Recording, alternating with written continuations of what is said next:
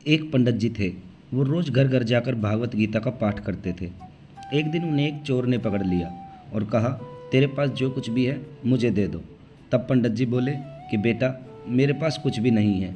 तुम एक काम करना, मैं यहीं पड़ोस के घर में जाकर भागवत गीता का पाठ करता हूँ।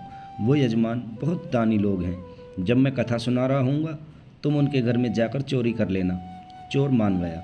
अगले दिन जब पंडित जी कथा कर रहे थे तब वो चोर भी वहाँ आ गया। तब पंडित जी बोले कि यहाँ से मीलों दूर एक गांव है वृंदावन। वहाँ पर एक लड़का आता है जिसका नाम कान्हा है।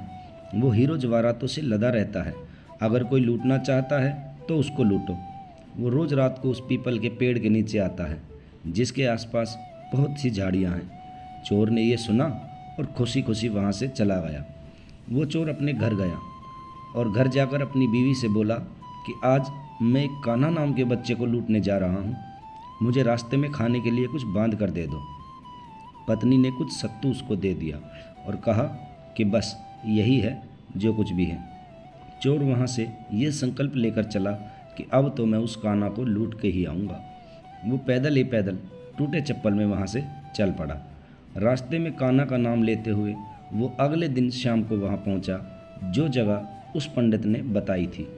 अब वहाँ पहुँचकर उसने सोचा कि अगर मैं यहीं सामने खड़ा हो गया तो बच्चा मुझे देखकर भाग जाएगा, तो मेरा यहाँ आना बेकार हो जाएगा। इसलिए उसने सोचा क्यों न पास वाली झाड़ियों में ही छुप जाऊँ। वो जैसे ही झाड़ियों में घुसा, झाड़ियों के कांटे उसे चुभने लगे। उस समय उसके मुंह से एक ही आवाज़ आई, कान्हा कान्हा। उसका शरीर लहूलुहान हो गया, पर मुंह से सिर्फ यही निकला, कान्हा आ जाओ, कान्हा आ जाओ। अपने भक्त की ऐसी दशा देख के कान्हा जी चल पड़े। तभी रुक्मणी जी बोली, प्रभु कहाँ जा रहे हो, वो आपको लूट लेगा। प्रभु बोले कि कोई बात नहीं, अपने ऐसे भक्तों के लिए मैं लुट जाना क्या, मिट जाना भी पसंद करूँगा। ठाकुर जी बच्चे का रूप बना के आधी रात को वहाँ आए। वो जैसे ही पेड़ के पास पहुँचे, चोर एकदम से बाहर आ गया और उन्हें पकड़ कर बोला, ओ कान्हा, तूने मुझे बहुत दुखी किया है। अब ये चाकू देख रहा है ना, चुपचाप अपने सारे गहने मुझे दे दे। कान्हा जी ने हंसते हुए अपने सब कुछ उसे दे दिया। चोर हंसी खुशी अगले दिन अपने गांव में वापस पहुंचा। सबसे पहले उसी जगह गया जहां पर पंडित जी कथा सुना रहे थे। जितने भी गहने वो चोरी करके लाया था उनका आधा उसने पंडित जी के चरणों में रख दिया। जब पंडित जी ने पूछा कि ये क्या है, तब उसने कहा, आपने ही मुझे उस कान्हा का पता दिया था, मैं उसको लूट के आया हूँ और ये आपका हिस्सा है। पंडित जी ने सुना तो यकीन ही नहीं हुआ। वे बोले कि मैं इतने सालों से पंडिताई कर रहा हूँ, वो मुझे आज तक नहीं मिले। तुझ जैसे पापी को कान्हा कहाँ से मिल सकते हैं। चोर के बार बार कहने पर पंडित जी बोले कि चल, मैं भी चलता हूँ तेरे साथ वहाँ पर, मुझे भी दिखा कि कान्हा कैसा दिखता है। और वो दोनों चल दिए।